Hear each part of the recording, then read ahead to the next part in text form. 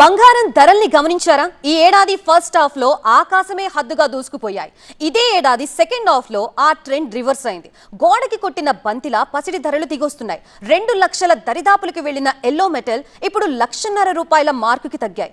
ఇప్పుడు ఇక్కడే అసలు పాయింట్ ఉంది. బంగారం ధరలు 1,00,000 మార్కుకి మళ్లీ చేరుకుంటాయా? సామాన్యులకి మళ్లీ అందుబాటులోకి వస్తాయా?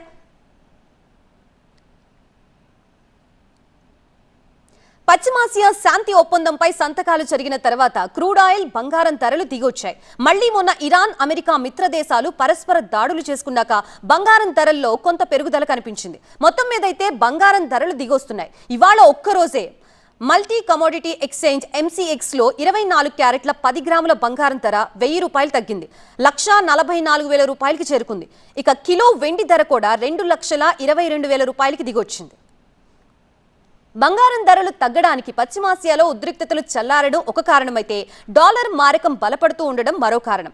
ఈ ట్రెండ్ కొనసాగుతుందని మార్కెట్ వర్గాలు అంచనా వేస్తున్నాయి. ఈ ఏడాదిలోనూ వచ్చే ఏడాదిలోనూ బంగారం ధరల్లో తగ్గుదల కనిపించవచ్చని HSBC అంచనా వేసింది. ఈ 2 ఏళ్లకు గాను తాను ఇచ్చిన అంచనాలకి తగ్గించింది. ఈ పరిణామాల నేపథ్యంలో బంగారం ధర మరింత తగ్గే అవకాశాలున్నట్లు అంచనాలు బలపడుతున్నాయి.